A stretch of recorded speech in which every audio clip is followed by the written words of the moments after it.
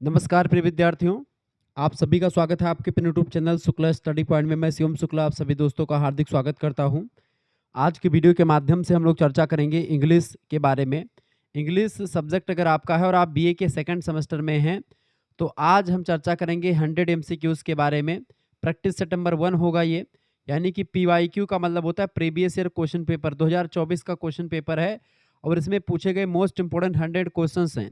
तो उसकी क्लास 1 ये है, क्लास 2 यानी 2 क्लास के माध्यम से मैं पूरा कवर करूंगा बारीकी के साथ। हिंदी और अंग्रेजी दोनों भाषाओं में आपको समझाते हुए एक एक प्रश्न को बारीकी के साथ आगे बढ़ूंगा, ठीक है।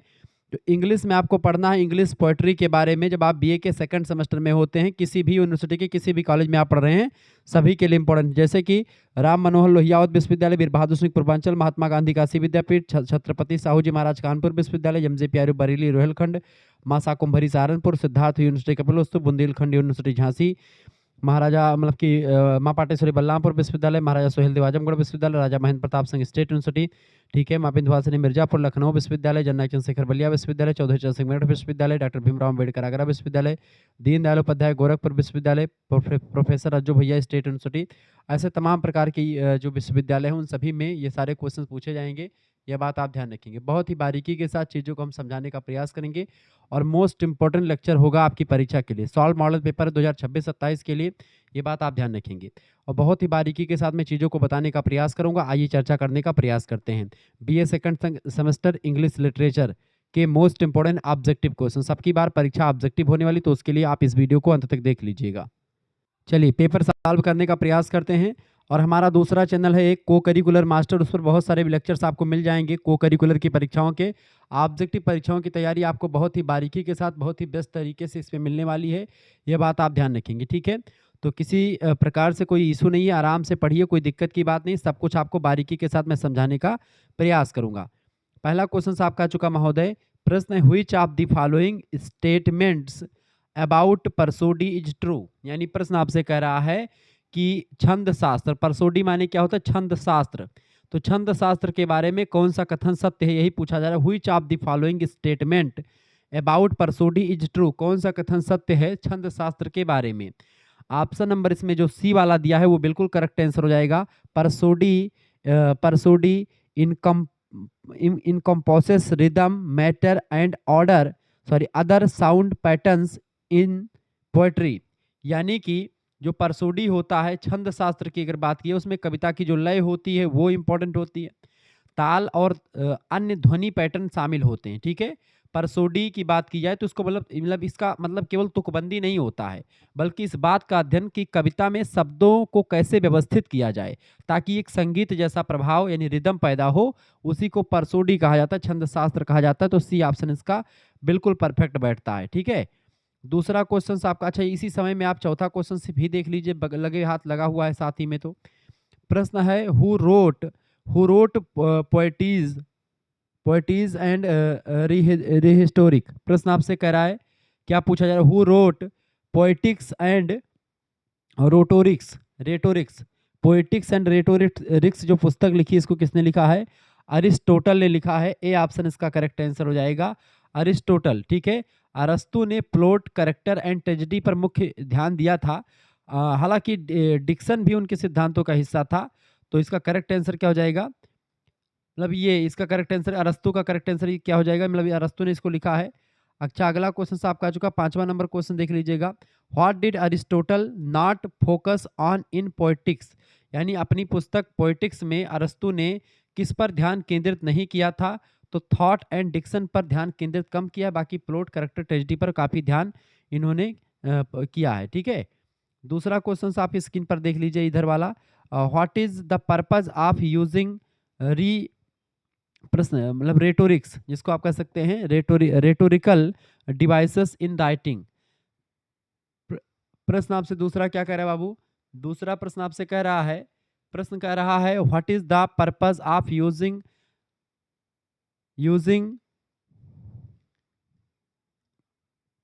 प्रश्न क्या कह रहा है आपसे, यानी आपसे प्रश्न हिंदी में अगर देखा जाए तो दूसरा नंबर प्रश्न आपसे कह रहा है कि लेखन में जो अलंकारिक उपकरण होते हैं, अलंकारों के जो प्रयोग होते हैं, उसका क्या उद्देश्य होता है, क्यों अलंकार का प्रयोग किया जाता है। इस क्वेश्चन का पूछे जाने का मतलब यही है कि आखिरकार अलंकारों का प्रयोग क्यों किया जाता है।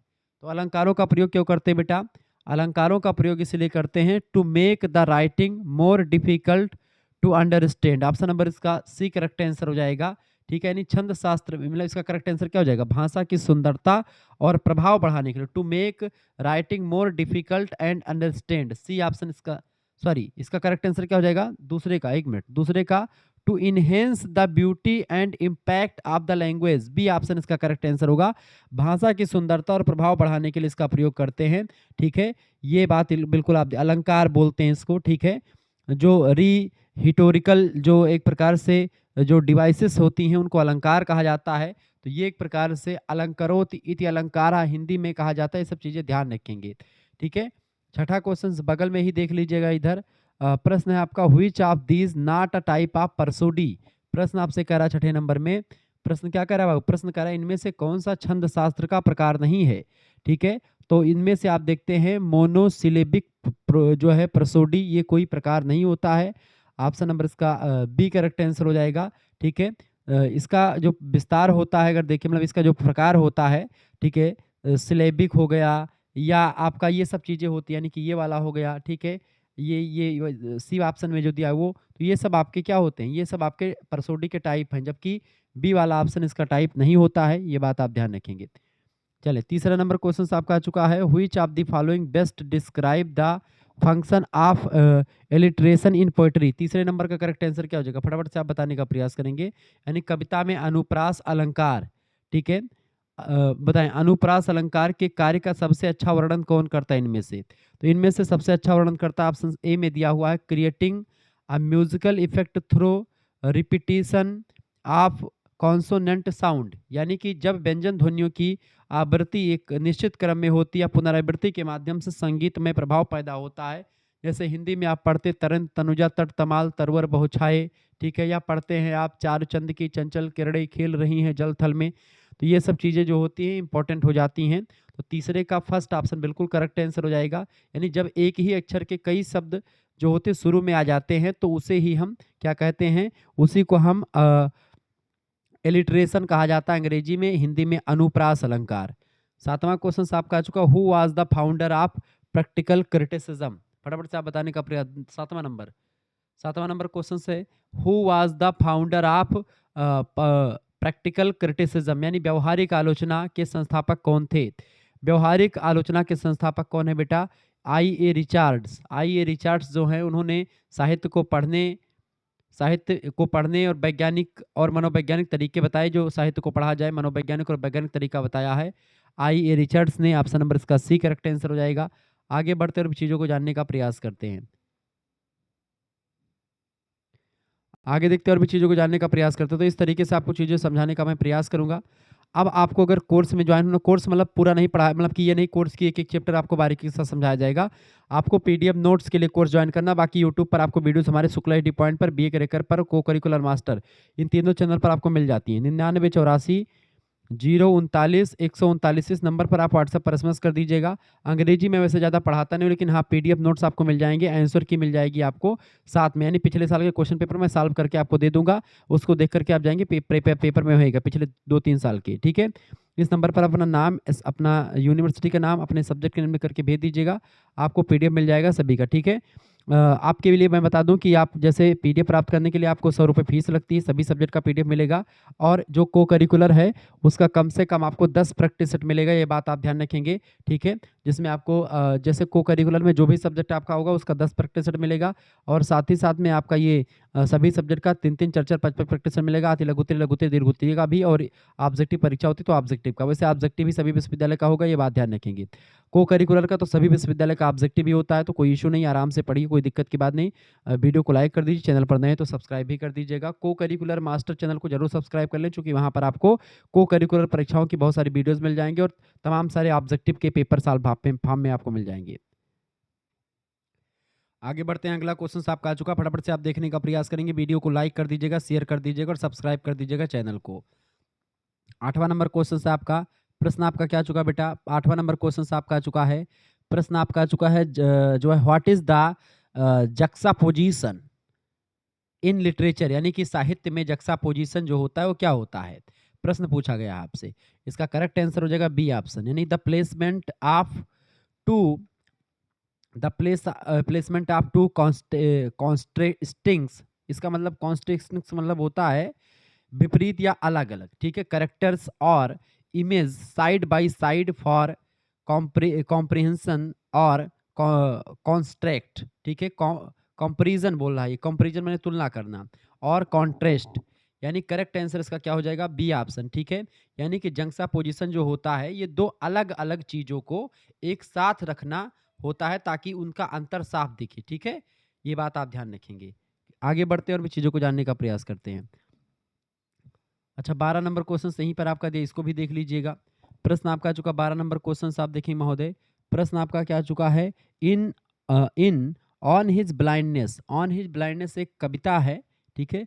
What does the speaker regret most about his blindness, यानी आपसे कह रहा है कि अंधेपन का सबसे बड़ा पछतावा जो इनमें से है वो क्या है, ये प्रश्न पूछा जा रहा है इसमें से। फटाफट से आप बताने का 12 नंबर का करेक्ट आंसर क्या होगा। 12 नंबर प्रश्न आपसे कह रहा है कि इस कविता में वक्ता को अपने अंधेपन के बारे में सबसे ज्यादा पछतावा किस बात का है।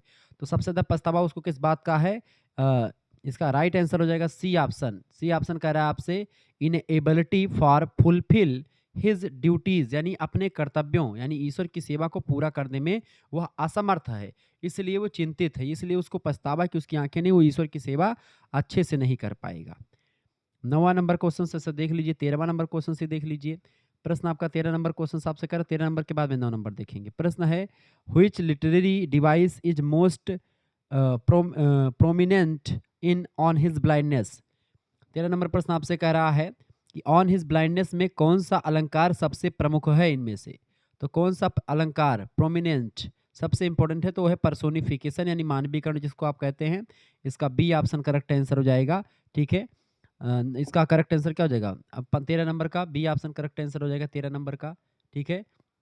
तो इसमें लिटरेरी डिवाइस जो है, ठीक है, वो कौन सा है इनमें से, पर्सोनिफिकेशन, ये बात ध्यान रखेंगे। मानवीकरण, जब किसी निर्जीव चीज या भावना को इंसान की तरह व्यवहार करते दिखाया जाता है उसी को मानवीकरण अलंकार कहते हैं। 9वां नंबर क्वेश्चन आपकी स्क्रीन पर आ चुका, फटाफट से आप देखेंगे। प्रश्न क्या आ चुका 9 नंबर क्वेश्चन आप देखेंगे। प्रश्न है आपका in the first line let me not to the marriage of true minds refer to. ये एक प्रकार से शेक्सपियर का सोनेट नंबर 116 है ये, ठीक है। In the first line let me not the marriage of true mind refer to, ये रिफर किसको करता है, यानी प्रेम में दो आत्माओं के मिलन को रिफर करता है। सी ऑप्शन करेक्ट आंसर होगा the union of two souls in love, ठीक है। सी ऑप्शन 9वें का सी ऑप्शन बिल्कुल करेक्ट आंसर हो जाएगा, ठीक है।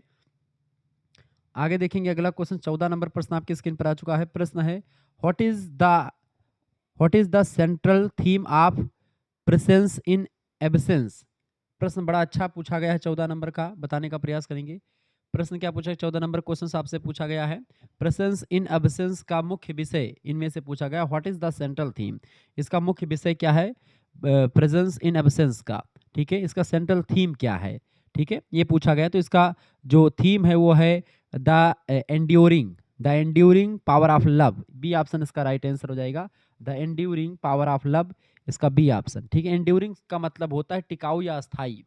यह कविता बताती है कि प्रेमी जो है दूर यानी एब्सेंस होकर के भी यादों में पास यानी प्रेजेंस रहते हैं, ठीक है। लंबे समय तक चलने वाले को एंड्यूरिंग कहा जाता है। एब्सेंस माने अनुपस्थिति, व्यक्ति की अनुपस्थिति में भी प्रेम जो होता है वो फलता फूलता रहता है, वो यादों में बना रहता है। जो प्रेमी लोग होंगे उनको पता होगा। अगला क्वेश्चन है according to the speaker love is not love which. 10वें नंबर का करेक्ट आंसर क्या हो जाएगा, फटाफट से आप बताने का प्रयास करेंगे, बताइएगा।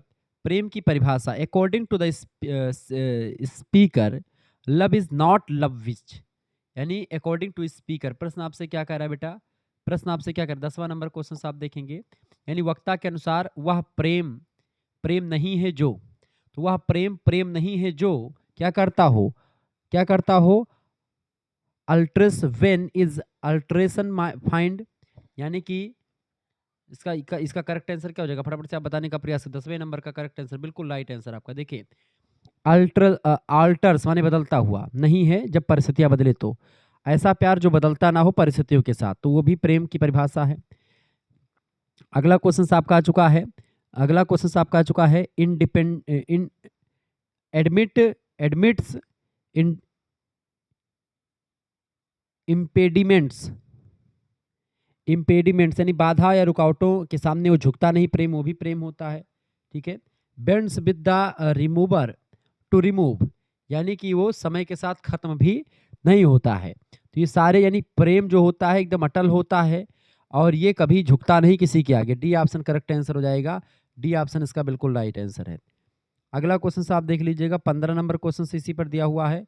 इन presence in absence what does the speaker find the absence of this beloved. प्रश्न आपसे क्या पूछा गया बाबू, फटाफट से आप बताने का प्रयास करेंगे। 15 नंबर क्वेश्चन आपसे कह रहा है कि इन प्रेजेंस इन एब्सेंस यानी कि प्रेमी की अनुपस्थिति में वक्ता को क्या अनुभव होता है, प्रश्न कह रहा है आपसे।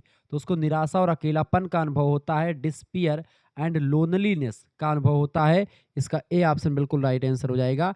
11 नंबर क्वेश्चन आप देखेंगे, what is the central theme of on his blindness. On his blindness की जो सेंट्रल थीम है, मुख्य विषय, वो क्या है। ऑन हिज ब्लाइंडनेस का मुख्य विषय है आपका विपत्ति या मुसीबत को स्वीकार करना, एक्सेप्टेंस ऑफ एडवाइजरिटी। सी ऑप्शन इसका करेक्ट आंसर हो जाएगा। सी ऑप्शन में आपका क्या दिया हुआ है, बिल्कुल ये सी ऑप्शन इसका बिल्कुल करेक्ट आंसर हो जाएगा। बाकी तो आपने देख ही लिया। आगे देखते हैं 16 नंबर क्वेश्चन आपकी स्क्रीन पर आ चुका, फटाफट से आप देखेंगे। 16 नंबर क्वेश्चन आपका आ चुका महोदय, प्रश्न आप देखिएगा 16 नंबर क्वेश्चन आपका आ चुका। फटाफट से वीडियो को लाइक कर दीजिएगा, चैनल पर अगर नए तो सब्सक्राइब भी कर दीजिएगा, क्योंकि इसी प्रकार से वीडियो में लगातार देता रहता हूँ। प्रश्न आपका आ चुका है, प्रश्न आपका क्या आ चुका बेटा, प्रश्न है in the poem what is, in the poem what does Wordsworth criticise about society. प्रश्न कह रहा है कि कविता में वर्ड्सवर्थ समाज की किस बात की आलोचना यानी बुराई करते हैं। तो इसका करेक्ट आंसर क्या हो जाएगा, इसका करेक्ट आंसर हो जाएगा सी ऑप्शन में आपका दिया हुआ है। सी ऑप्शन क्या कह रहा है आपसे, it's obsession with materialism. Option number इसका सी करेक्ट आंसर हो जाएगा, यानी इसका भौतिकवाद यानी पैसा दौलत के प्रति जुनून जो है वो, सी ऑप्शन इसका करेक्ट आंसर हो जाएगा। ठीक है, ये बात आप ध्यान रखेंगे। विलियम्स वर्ड्सवर्थ अपनी कविता the world is too much ब्रीथ अस में कहते हैं कि लोग गेटिंग एंड स्पेंडिंग यानी कमाने और खर्च करने में इतने खो गए हैं कि उन्होंने प्रकृति से नाता अपना तोड़ लिया है। ठीक है। 17 नंबर क्वेश्चन आप देखेंगे, फटाफट से वीडियो को लाइक और शेयर कर दीजिएगा। 17 नंबर क्वेश्चन से आपका प्रश्न है, which literary device is most prominent in the world is too much with us, यानी कि the world is too much with us कविता में कौन सा अलंकार सबसे प्रमुख है। पहला ऑप्शन दिया है इलिट्रेशन। इलिट्रेशन जो है इसको अनुप्रास अलंकार कहते हैं हिंदी में, तो ये तो है नहीं। ठीक है। हाइपरबोल, जिसको आप हाइपरबोल को बोलते हैं अतिशयोक्ति अलंकार, ये भी नहीं है। इमेजरी जो होता है इसको बोलते हैं चित्रात्मकता या बिंब विधान जिसको कहते हैं, तो ये इसमें करेक्ट आंसर हो जाएगा सी ऑप्शन। आयरोनी मतलब होता है व्यंग, ठीक है, तो ये भी नहीं है। इसका करेक्ट आंसर क्या हो जाएगा, इसमें इमेजरी यानी कि बिंब विधान चित्रात्मकता आपको दिखाई पड़ती है, इसमें सबसे प्रमुख अलंकार है the world is too much with अस में कौन सा बिंब विधान चित्रात्मकता अलंकार है। ठीक है। जब कभी ऐसे शब्दों का प्रयोग करे जिससे हमारी आंखों के सामने चित्र बन जाता है, जब कोई कवि कोई कविता पढ़े, समुद्र चंद्रमा सूर्य देवताओं की बात, किसी की बात करें तो आपके समक्ष एक दृश्य आ जाए, उसको बोलते हैं इमेजरी। ठीक है, ये बात आप ध्यान रखेंगे, विजुअल इमेजरी। आगे देखेंगे 18 नंबर क्वेश्चन आपकी स्क्रीन पर आ चुका, फटाफट से आप देखेंगे।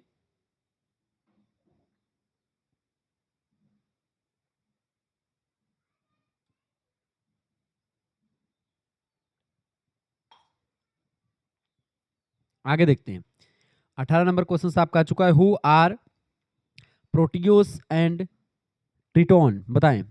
Triton, Proteus and Titan, who are, Proteus और टाइटन कौन है। तो प्रोटियस एंड टाइटन जो हैं ये ग्रीक सी गॉड्स यानी कि ग्रीक सी गॉड्स यूनानी समुद्र के देवता हैं। ठीक है, प्रोटियस और टाइटन, ऑप्शन नंबर इसका ए करेक्ट आंसर होगा, ग्रीक सी गॉड। ठीक है, ए ऑप्शन क्लियर। तो 18 नंबर का करेक्ट आंसर क्या हो जाएगा, ए ऑप्शन। अच्छा, वर्ड्सवर्थ की बात की जाए तो चाहते थे कि ये एक प्रकृति पूजक होते हैं ताकि वे समुद्र में इन प्राचीन यूनानी देवताओं को देख पाते। ठीक है, प्रोटियस भविष्य देख सकते थे और ट्राइटन के पास शंख यानी कि शंख था जिससे वे लहरों को शांत करते थे, ऐसा माना जाता है, वर्ड्सवर्थ बताते हैं। ठीक है, 19 नंबर क्वेश्चन आपका आ चुका है। What is the central theme of ode on a Grecian urn? प्रश्न आपसे कह रहा है कि what is the central theme of ode on the Grecian urn, यानी ode on the Grecian urn का मुख्य विषय क्या है? इसका मुख्य विषय है the permanence of art. Option number इसका सी करेक्ट आंसर हो जाएगा। द परमानेंस ऑफ आर्ट इसका मुख्य विषय है। ठीक है, परमानेंस का मतलब होता है जो हमेशा बना रहे। जॉन कीट्स कहते हैं कि इंसान और उसकी भावनाएं समय के साथ बदलती हैं और खत्म हो जाती हैं, लेकिन एक कलश यानी अर्न पर बनी कला हमेशा वही वैसी ही सुंदर बनी रहती जैसे उसको बनाई गई थी। ठीक है, ये बात आप ध्यान रखेंगे। तो इसका करेक्ट आंसर क्या हो जाएगा? सी ऑप्शन इसका करेक्ट आंसर हो जाएगा।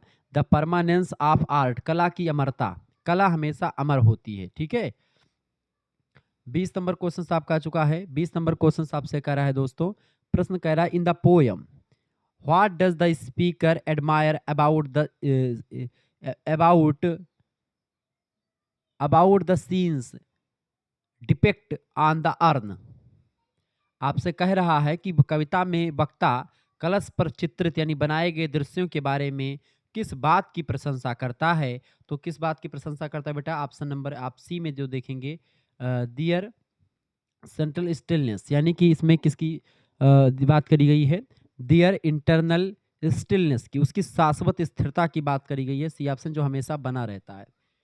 21 नंबर क्वेश्चन आप देखेंगे, फटाफट से वीडियो को लाइक और चैनल पर नए हैं तो सब्सक्राइब कर दीजिएगा। 21 नंबर क्वेश्चन से व्हिच लिटरेरी डिवाइस इज, प्रश्न क्या पूछा गया? 21 नंबर प्रश्न कह रहा है आपसे विच literary device is prominently used in odd on the Grecian urn, यानी आपसे कह रहा है कि इस कविता में मुख्य रूप से किस अलंकार का प्रयोग किया गया है? तो इसमें किस अलंकार का प्रयोग किया गया बेटा? सिंबोलिज्म का प्रयोग बिल्कुल भी नहीं। सिंबोलिज्म का मतलब होता है प्रतीकात्मकता। पर्सोनिफिकेशन मतलब होता है मानवीकरण, ये भी नहीं हुआ है। एल्यूजन, एल्यूजन जो है संकेत या प्राचीन कथाओं के हवाले से जो चीजें होती तो वो भी, उसका भी प्रयोग नहीं है। इसमें किया गया बेटा अपस्ट्रॉफी अलंकार का प्रयोग। ऑप्शन नंबर इसका डी करेक्ट आंसर होगा। अपस्ट्रॉफी यानी संबोधन अलंकार, ये तब होता है जब कभी किसी ऐसी चीज को संबोधित करता है जो सुन नहीं सकती, जैसे कि मृत व्यक्ति या निर्जीव वस्तु। यहाँ कभी कलश अर्न को थाऊ कह करके बात कर रहा है, इसलिए जो है वो सुन नहीं सकती कोई बात, लेकिन उसको जो है बात कर रहा है, तो ऐसे जगह पर ऐसे अलंकार का प्रयोग होता है। 22 नंबर क्वेश्चन से what does the word hyper mean? प्रश्न आपसे कह रहा है हेफर मीन, तो what is the word heifer mean? Heifer शब्द का क्या अर्थ है बताएं, इसका मतलब क्या है? हेफर का मतलब होता है काऊ, यानी कि जवान गाय या बछिया जिसको आप कह सकते हैं। सी ऑप्शन इसका करेक्ट आंसर हो जाएगा। कविता में कलश पर एक दृश्य है जहां एक पुजारी एक हाइफर यानी बछिया को बेदी की ओर ले जा रहा है, ऐसा दिखाया गया है। नेक्स्ट क्वेश्चन आपका देखेंगे, 23 नंबर प्रश्न है what is the central theme of break break break? बताएं सेंट्रल थीम क्या है? 23 नंबर फटाफट से आप बताने का प्रयास करेंगे, बताएंगे what is the central theme of break break break? Break break break का मुख्य विषय क्या है? इसका मुख्य विषय बेटा लव एंड लॉस, प्रेम और शोक यानी हानि। ए ऑप्शन इसका बिल्कुल करेक्ट आंसर हो जाएगा 23 नंबर का। ठीक है, क्लियर। अल्फ्रेड लॉर्ड टेनिसन ने यह कविता अपने प्रिय मित्र आर्थर हेलम की मृत्यु के दुख में लिखी थी, ब्रेक ब्रेक ब्रेक करके। 24 नंबर क्वेश्चन आपका आ चुका है, in the poem what does the speaker express grief over? आपसे प्रश्न कर रहा है in the poem what is the speaker express grief over, यानी कविता में वक्ता किस बात पर शोक व्यक्त करता है? तो कविता में वक्ता जो होता है ये शोक व्यक्त करता है the loss of the loved one. ठीक है, इसका ए ऑप्शन करेक्ट आंसर हो जाएगा, यानी कि एक प्रियजन को खोने की स्थिति के बारे में बताता है। ठीक है, कभी समुद्र के लहरों को पत्थर से टकराते देखता है और महसूस करता है कि दुनिया चल रही है, लेकिन उसका मित्र अब कभी वापस नहीं आएगा, इसी शोक में वो बैठा हुआ है। ये चीजें क्लियर हुई आपकी। अब 25 नंबर क्वेश्चन आप देखेंगे, को करिकुलर मास्टर चैनल को आप सब्सक्राइब कर लीजिएगा, क्योंकि वहां पर बहुत सारे लेक्चर आपको ऑलरेडी मिलते रहते हैं। ठीक है, 25 नंबर क्वेश्चन आपका आ चुका बेटा, प्रश्न है what is the treasure Raima? बताएं फटाफट से आप बताने का प्रयास करेंगे, विस्तार से बताने का प्रयास करें। ट्रेजा राइमा क्या है बताएं, what is treasure रेमा? Treasure Reema या ट्रेजा राइमा, ठीक है, टेरेजा रीमा, कुछ भी कहें। तो ये एक प्रकार से काव्य का एक रूप होता है ट्रेजरीमा, ठीक है। अगर बात की जाए इसका ऑप्शन करेक्ट आंसर कौन जाएगा, आप form of poetry with 3 line stanzas, यानी कि जो है 3 पंक्तियों वाले छंदों वाली कविता का एक रूप होता है ट्रेजरीमा।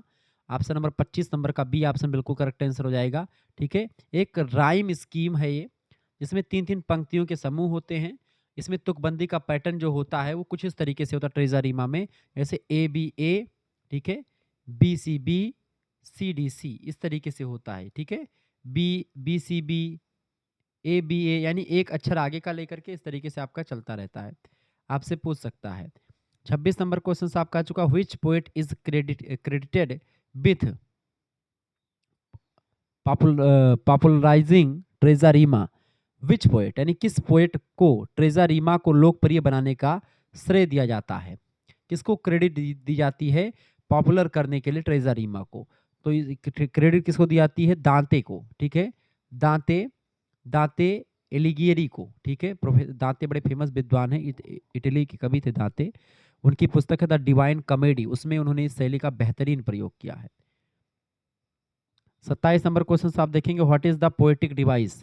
27 नंबर प्रश्न आपका आ चुका, what is a poetic device, यानी काव्य युक्ति या काव्य उपकरण। पोएटिक डिवाइस क्या है, काव्य युक्ति या काव्य उपकरण क्या होता है बेटा, वो क्या होता है, वो होता है आपका B option, a technique used by poets to enhance the meaning और sound of their poetry, यानी कवियों के द्वारा कवियों के अर्थ या ध्वनि को बेहतर बनाने के लिए उपयोग की जाने वाली टेक्नोलॉजी को हम लोग पोएटिक डिवाइस कहते हैं। ऑप्शन नंबर इसका बी करेक्ट आंसर हो जाएगा, B option is right answer. 28 नंबर क्वेश्चन आप देखें महोदय, 28 नंबर क्वेश्चन आपका, what is the structure of poem. आपसे कह रहा है कि एक कविता की संरचना स्ट्रक्चर क्या होती है। तो इसका एक स्ट्रक्चर क्या होता है, एक कविता की संरचना स्ट्रक्चर जो होती है वो क्या होती है। 28 नंबर का करेक्ट आंसर क्या हो जाएगा, बिल्कुल A option, the number of lines and stanzas as well as the arrangement of words and phrases, यानी आपसे कह रहा है कि the number of lines and stanzas as well as the arrangement of words and phrases, यानी पंक्तियों और छंदों की संख्या, साथ ही शब्दों और वाक्यांशों की व्यवस्था को जो है कविता में एक संरचना जो है यही होती है। ऑप्शन नंबर इसका ए करेक्ट आंसर होगा। 29 नंबर क्वेश्चन से, व्हाट इज द आयोन। प्रश्न आपसे पूछा क्या जा रहा है, प्रश्न आपसे क्या पूछा, 29 नंबर क्वेश्चन आपसे क्या करे बाबू, 29 नंबर क्वेश्चन आपसे कह रहा है कि what is tone in poetry है। हाँ टोन है, ये बिल्कुल टोन ही है। What is tone in poetry, यानी कि जो है आयोन लिखा, आयोन जो है वो जो है मेरे हिसाब से टोन होना चाहिए, ठीक है। टोन इसका करेक्ट आंसर, जो कि ऑप्शन के हिसाब से देखेंगे तो टोन ही करेक्ट आंसर हो जाएगा इसका, और इसका बी ऑप्शन बिल्कुल। 29 नंबर का करेक्ट आंसर क्या हो जाएगा, तो ये टोन क्या होता है बेटा, 29 नंबर में 2 ऑप्शन में आप देखेंगे ये लिखा हुआ है, द इमोशनल एटीट्यूड और mood conveyed by the poet, यानी कि इसका बी ऑप्शन इसलिए करेक्ट आंसर। टोन क्या होता है, यह बताता है कवि उस विषय के बारे में कैसा महसूस कर रहा है, क्या वह खुश है, दुखी है, गुस्से में है, व्यंग कर रहा है, ये इस चीज को कवि का टोन बताता है, ठीक है। ये बात आप ध्यान रखेंगे, यानी कि इसका B option, the emotional attitude और mood conveyed by the poet, कवि द्वारा व्यक्त किया गया भावात्मक दृष्टिकोण या मनोदशा को टोन कहा जाता है। ऑप्शन नंबर इसका बी राइट आंसर हो जाएगा। 30 नंबर क्वेश्चन आप देखेंगे महोदय, 30 नंबर क्वेश्चन आपका आ चुका, प्रश्न है what is the purpose of using rhyme in poetry. 30 number फटाफट से आप बताने का प्रयास करेंगे। प्रश्न आपका आ चुका, what is the purpose of using rhyme in poetry, यानी कि प्रश्न आपसे कह रहा है कविता में तुकबंदी जिसको राइम कहते हैं उसका उपयोग करने का उद्देश्य क्या है। इसका उपयोग करने का उद्देश्य क्या है बेटा, इसका उद्देश्य होता है, क्या उद्देश्य होता है, बी ऑप्शन में आपका दिया हुआ है, to create a musical effect and enhance the poem's rhythm, यानी आपसे इसका मतलब हिंदी मीनिंग होता है, इसका मतलब ये है कि संगीत में प्रभाव पैदा करना और कविता की लय को बढ़ाना। कविता में तुकबंदी का उपयोग इसीलिए किया जाता है ताकि जो है इसको एक थोड़ा सा संगीत में प्रभाव पैदा किया जाए और कविता की लय को बढ़ाया जाए, ठीक है। नेक्स्ट क्वेश्चन आप देखेंगे, अगला प्रश्न आपका चुका 31 नंबर क्वेश्चन आप देखेंगे। प्रश्न है which of the following terms refer to the overall feeling और atmosphere created by a poem. 31 नंबर क्वेश्चन आपसे कह रहा है कि इनमें से कौन सा कविता या कौन सा शब्द कविता के द्वारा बनाए गए समग्र एहसास या वातावरण को दिखाता है, दर्शाता है। ऑप्शन नंबर आपका दिया हुआ थीम यानी विषय वस्तु, टोन यानी कि स्वर या लहजा, इमेजरी यानी चित्रात्मकता और सिंबोलिज्म यानी कि प्रतीकात्मकता। करेक्ट आंसर इसका क्या हो जाएगा, फटाफट से आप बताने का प्रयास करेंगे। तो इसका करेक्ट आंसर हो जाएगा बी ऑप्शन। ठीक है, बी ऑप्शन। टोन जो होता है वही क्या करता है, टोन जो है ये एक प्रकार से क्या करता है, यही टोन जो होता है वही सब कुछ करता है, यानी बी ऑप्शन स्वर या लहजा। ठीक है, ये क्या करता है, यही ऐसा जो है चीज है, शब्द है जो कविता के द्वारा बनाए गए समग्र एहसास या वातावरण को दिखाता है। ठीक है, अगला 32 नंबर क्वेश्चन आपका आ चुका है। प्रश्न है what is a stressed syllable in poetry. 32 number question आपसे कह रहा है कि what is a stressed syllable in poetry, यानी कि कविता में स्ट्रेस्ड सिलेबल यानी जो ऐसा स्ट्रेट सिलेबल माने होता है हिंदी में बल दिया गया अक्षर। ठीक है, यह शब्द तो वो क्या होता है, क्या होता है। 32 नंबर करेक्ट आंसर हो जाएगा A option, a syllable that is emphasized or given more weight in punctuation, sorry pronunciation, यानी वह अक्षर जिस पर उच्चारण में जोर या अधिक वजन दिया जाता है, ऐसे शब्दों को ही हम लोग क्या बोलते हैं, सिलेबल बोलते हैं, स्ट्रेस्ड सिलेबल बोलते हैं, जिस पर हम ज़्यादा थोड़ा सा गंभीरता से थोड़ा सा दबा करके उसको बोलते हैं। ठीक है, जैसे पोएट, अब पोएट बोलने में पो पर ज्यादा फोकस करते हैं, एट पर कम फोकस करते हैं। ठीक है, तो यहाँ पर स्ट्रेस्ड सिलेबल आ जाता है। आगे देखते हैं, अगला क्वेश्चन आपकी स्क्रीन पर आ चुका, फटाफट से आप देखने का प्रयास करें। 33 नंबर क्वेश्चन आपका आ चुका दोस्तों। प्रश्न है हाउ डज, प्रश्न क्या पूछा गया आपसे, फटाफट से आप बताने का प्रयास करेंगे।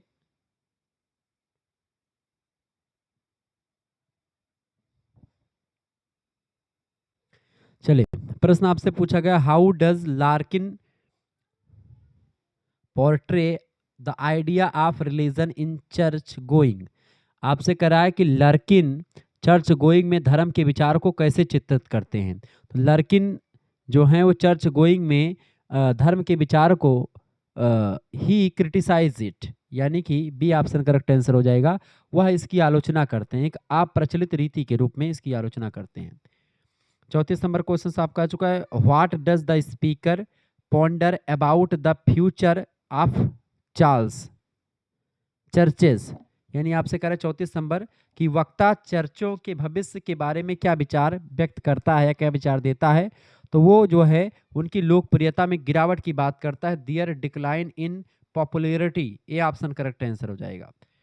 35 नंबर क्वेश्चन आपका आ चुका है what does the speaker do at the end of the poem. 35 number question आपसे कह रहा है कि वक्ता चर्चों, प्रश्न क्या है आपका, 35 नंबर क्वेश्चन आपसे क्या कह रहा है कि कविता के अंत में वक्ता क्या करता है। तो कविता के अंत में वक्ता जो होता है वह एक प्रकार से ही कंटेम्पलेट्स द मीनिंग ऑफ लाइफ, वह जीवन के अर्थ पर विचार करता है। ऑप्शन नंबर इसका डी करेक्ट आंसर हो जाएगा। अगला क्वेश्चन आप देखेंगे 36 नंबर क्वेश्चन से, प्रश्न आपका आ चुका है when was the poem church going published. प्रश्न आपसे कह रहा है बाबू, प्रश्न आपसे क्या कह रहा है, when was the poem church going published, यानी 36 नंबर चर्च गोइंग कविता कब प्रकाशित हुई। चर्च गोइंग कविता प्रकाशित हुई है 1955 में, ए ऑप्शन इसका करेक्ट आंसर हो जाएगा। यह फिलिप लार्किन के काव्य संग्रह यानी द लेस डिसीव्ड 1955 में जो प्रकाशित हुआ था उसी में शामिल है। ठीक है, रचना किसकी है ये, फिलिप लार्किन की रचना है। 37 नंबर क्वेश्चन आपका चुका what does the speaker ultimately conclude about the church. 37 number प्रश्न की वक्ता अंततः चर्च के बारे में क्या निष्कर्ष निकालता है। ऊपर ऑप्शन देखेंगे तो वक्ता जो है चर्च के बारे में क्या निष्कर्ष निकालता है, वो चर्च के बारे में यह निष्कर्ष निकालता है बेटा, क्या निष्कर्ष निकालता है चर्च के बारे में कि यह समाज में महत्वपूर्ण भूमिका निभाता रहेगा एक गंभीर स्थान के रूप में, it will continue to play a significance role in society. Option number इसका डी राइट आंसर होगा। 38 नंबर क्वेश्चन से which of the following best defines rhetoric, बताएं। 38 नंबर क्वेश्चन आपसे कह रहा है रिटोरिक माने अलंकार अलंकार शास्त्र या वाक्पटुता या वक्रपटुता कह सकते हैं। निम्नलिखित में से कौन रेटोरिक को सबसे अच्छी तरह से परिभाषित करता है? तो the art of persuasive speaking और wet writing writing, B option इसका करेक्ट आंसर हो जाएगा। यानी कि कविता मतलब प्रभावशाली ढंग से बोलने या लिखने की कला को ही हम अलंकार शास्त्र या वक्रपटुता के नाम से जानते हैं। बी ऑप्शन इसका करेक्ट आंसर होगा। 39 नंबर क्वेश्चन से what does prosody refer to the to in poetry. 39 number question आपसे क्या कह रहा है, कविता में परसोडी यानी छंद शास्त्र का क्या अर्थ है? तो कविता में इसका अर्थ होता है the patterns of rhythm and sound. D option correct answer को लय और ध्वनि के पैटर्न के लिए होता है। परसोडी कविता के मीटर, लय और तुकबंदी के अध्ययन को कहा जाता है। 40 नंबर क्वेश्चन से which of the following is an example of rhetoric मतलब कि रिटोरिकल डिवाइसेस। यानी आपसे एक प्रश्न कह रहा है कि निम्नलिखित में से कौन एक रिटोरिकल डिवाइस का उदाहरण है? इनमें से सिमिली, मेटाफर या जो है एलिट्रेशन यानी कि अनुप्रास। सिमिली मतलब उपमा, मेटाफर माने रूपक, ठीक है, और अनुप्रास इलिट्रेशन माने होता है अनुप्रास। तो इसका करेक्ट आंसर होगा डी ऑप्शन। ये सभी जो है ये एग्जाम्पल है अलंकार के, ठीक है, ये बात आप ध्यान रखेंगे। तो डी ऑप्शन करेक्ट आंसर। ये सब कविता में प्रभावशाली ढंग पैदा करते हैं। आगे बढ़ते हैं और भी चीज़ों को जानने का प्रयास करते हैं। 41 नंबर क्वेश्चन आपका आ चुका है। 41 नंबर क्वेश्चन आपका आ चुका है, where are the ships going. जहाज कहाँ से कहाँ जा रहे हैं? जहाज जो है अपने सुरक्षित बंदरगाह यानी शरण स्थल की ओर जा रहे हैं। प्रश्न है आपका to their heaven. C option correct answer. यह प्रश्न जो है टेनिसन की कविता है ब्रेक ब्रेक ब्रेक, वहां से लिया गया है। कवि देखता है कि जहाज अपने गंतव्य सुरक्षित स्थान की ओर जा रहे हैं, जबकि वह दिवंगत मित्र के लिए दुखी है अपने। 42 नंबर क्वेश्चन आपका आ चुका है। अच्छा, इसी साथ ही साथ में ये भी देख लीजिए, इधर 46 नंबर क्वेश्चन भी देख लीजिएगा। प्रश्न, which literary form does how do I love thee adhere to. प्रश्न आपसे कह रहा है 47-46 नंबर प्रश्न क्या कह रहा है आपसे, which literary forms does how do I love thee adhere to, यानी एक कविता किस साहित्यिक रूप या विधा में है? इनमें से ऑप्शन नंबर इसका ए करेक्ट आंसर होगा सोनेट जो होता है। सोनेट ये 14 पंक्तियों की होती है, ठीक है। ये एक प्रकार से ये आपका एक कविता फॉर्म में होती है, साहित्यिक रूप की विधा होती है कविता रूप की। 42 नंबर क्वेश्चन से which literary device is most prominently used in break break break. प्रश्न आपसे क्या पूछा गया? 42 नंबर, मुख्य रूप से किस साहित्यिक अलंकार का प्रयोग इसमें किया गया ब्रेक ब्रेक ब्रेक में? तो इसमें प्रयोग किया गया एलिट्रेशन यानी अनुप्रास अलंकार का, ठीक है। अलंकार यानी कि इसमें करेक्ट आंसर क्या हो जाएगा? अलिट्रेशन का प्रयोग किया गया, डी ऑप्शन। अगला क्वेश्चन आपका चुका, चले आपका इधर भी देख लीजिएगा। 47 नंबर क्वेश्चन आपका आ चुका है। 47 नंबर प्रश्न है, what is the central theme of Dover Beach. 47 नंबर फटाफट से आप बताने का प्रयास करेंगे। 47 नंबर, डोबर बीच एक कविता है, इसका मुख्य विषय क्या है? इसका मुख्य विषय है द डिक्लाइन ऑफ फेथ यानी धार्मिक आत्मा का पतन। मैथ्यू अर्नाल्ड की एक कविता है, उसमें आधुनिक दुनिया में धार्मिक विश्वास के खोने और उसके कारण पैदा हुई अनिश्चितता को दिखाया गया है। धार्मिक आस्था का पतन हो रहा है, बी ऑप्शन इसका करेक्ट आंसर हो जाएगा, द डिक्लाइन ऑफ फेथ। ये एक प्रकार से डोबर बीच जो कविता है उसका मुख्य विषय यही है। 43 नंबर क्वेश्चन है, what is the central theme of how do I love थी। प्रश्न आपसे क्या पूछा जाएगा? 43 नंबर प्रश्न आपसे कह रहा बाबू, प्रश्न की हाउ डू आई लव थी का मुख्य विषय क्या इस पुस्तक का? इस पुस्तक का मुख्य विषय है C option, the enduring power of love. Option number इसका सी करेक्ट आंसर हो जाएगा, यानी प्रेम की चिरस्थायी शक्ति।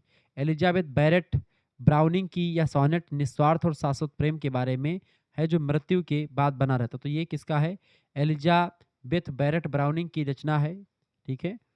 अगला क्वेश्चन आप देखेंगे 48 नंबर प्रश्न है, which of these is not a meaning of darkling. 48 number question आपसे क्या कह रहा है, डार्कलिंग शब्द का इनमें से कौन सा अर्थ नहीं है?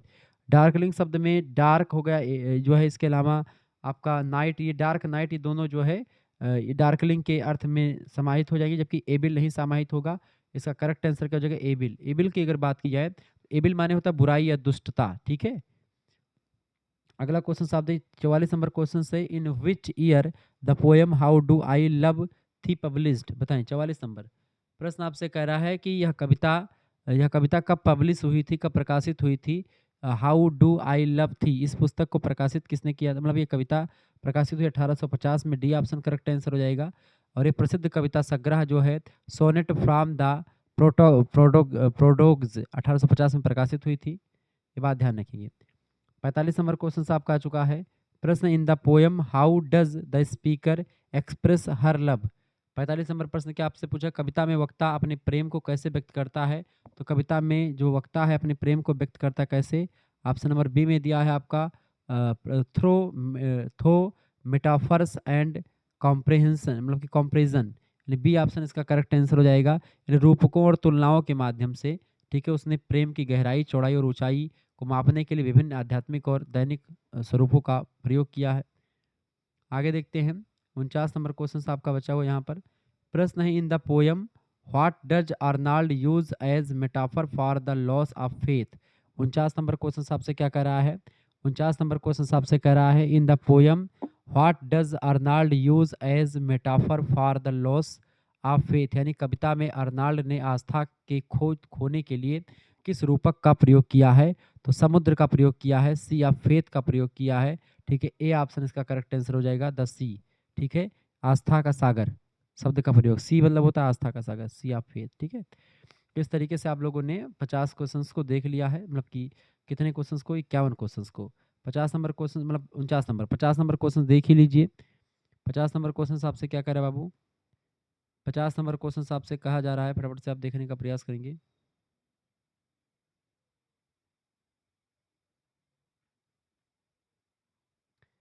50 नंबर क्वेश्चन आपसे कह रहा है कि what does Prufrock worry about throw out of, मतलब थ्रू आउट द पोएम, यानी प्रूफ्राक पूरी कविता के दौरान किस बात की चिंता करता है।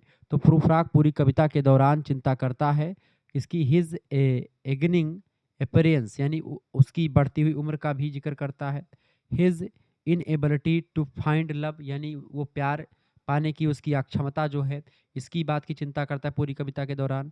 और हिज सोशल स्टेटस, अपनी समाज उसकी सामाजिक स्थिति, इन तीनों का एक प्रकार से वो चिंतित रहता है। ऑप्शन नंबर डी लगा देंगे, उपरोक्त सभी करेक्ट आंसर हो जाएगा। ये रचना प्रूफ्राक पूरी कविता के दौरान जो है करता है। ठीक है, टी एस इलियट की कविता है the love song of J Alfred Prufrock, पूरा नाम है कविता का। उसमें मुख्य पात्र अपनी उम्र, गिरते बालों और समाज की में अपनी छवि और प्यार के इजहार न कर पाने की घबराहट से जूझता रहता है। ये बात आप ध्यान रखेंगे। आगे बढ़ते हैं, तो आगे अब हम चर्चा करेंगे अगले जो है वीडियो में। इसका आप क्लास 2 आएगा जिसमें हम आगे के 50 क्वेश्चंस को देखेंगे और इस तरीके से हम चर्चा करेंगे। यहाँ पर सब कुछ 100 क्वेश्चंस आपका मिल जाएगा। फिर उसके बाद में आंसर की आपकी ये लगी हुई आंसर की भी आपको मैं सेंड कर दूंगा, यानी आंसर की अगर पीडीएफ प्राप्त करेंगे तो आंसर की भी आपको वहाँ पर मिल जाएगी। ये बात आप ध्यान रखेंगे। आपको अगर हमारे पीडीएफ नोट्स प्राप्त करने हैं सभी सब्जेक्ट के, geography, polity, Hindi, history, Sanskrit सभी का मिल जाएंगे। अंग्रेजी का भी कुछ पीडीएफ मिल जाएगा 99 84, जिससे ये पीडीएफ आपको मिल जाएगा। और भी कोशिश करेंगे और भी पीडीएफ मिले 99 84 039 139 पर आप एसएमएस कर दीजिएगा अपना नाम, अपने यूनिवर्सिटी का नाम, सब्जेक्ट के नेम। मात्र 100 रुपये फीस लगेगा। जैसे आप इसके अंदर पर एसएमएस मतलब फीस जैसे आप एसएमएस करेंगे आपके पास एक स्कैनर भेजा जाएगा। उसी क्यूआर कोड पर आपको मात्र 100 रुपये फीस जमा कर देने होंगे। उसके बाद में आपको व्हाट्सएप ग्रुप से जोड़ा जाएगा। वहीं पर आपको लाइव क्लास की link, video lecture, PDF notes, model paper, revision class के सभी के पीडीएफ नोट्स आपको मिल जाएंगे, जो आपकी परीक्षा के लिए बहुत ही महत्वपूर्ण होंगे और बहुत ही बारीकी के साथ मैं चीज़ों को आपको बताऊंगा, समझाऊंगा। ठीक है, कोई इशू नहीं है। और जो आपका ये दूसरा चैनल है हमारा को करिकुलर मास्टर, उसको सब्सक्राइब कर लीजिएगा। और को करिकुलर की परीक्षाओं की तैयारी आपकी कम से कम 10 प्रैक्टिस आपको मिलेंगे एक सब्जेक्ट की। आपको कोई सीरीज या किताब नहीं खरीदनी पड़ेगी। आप खुद ही सोचो, एक किताब खरीदते हो कम से कम आपका 60 जो है 100 150 की किताब आती है, वो सीरीज खरीदते हैं 60 रुपये की, उसमें से आए कि ना आए भगवान जाने। ठीक है, लेकिन अगर आप हमसे जुड़ते तो उसमें से अधिकतर चीज़ें आती, चूँकि मैं प्रीवियस ईयर क्वेश्चन पेपर के आधार पर चीज़ों को पढ़ाता हूँ। ठीक है, और मैं पिछले 7 8 सालों से आपको पढ़ा रहा हूँ, तो उसमें कौन से क्वेश्चन बनने की संभावना ज़्यादा है वो मैं आपको बता देता हूँ। अंग्रेजी जो है खैर मैं नहीं पढ़ाता हूँ, लेकिन आपको पीडीएफ नोट्स मिल जाएगा, आपका काम वहीं से हो जाएगा। ठीक है, क्योंकि बाकी सब्जेक्ट में वैसे ही आ रहा है, तो अंग्रेजी में भी वही क्वेश्चंस रिपीटेड होते हैं। तो आप सभी लोग देख लीजिएगा। ठीक है, बाकी मिलते हैं हम नेक्स्ट वीडियो में, तब तक के लिए जय हिंद, जय भारत। आप सभी का बहुत बहुत धन्यवाद हमारे से जुड़ने के लिए। इसी प्रकार से अपना प्यार दुलार बनाने के बहुत बहुत धन्यवाद।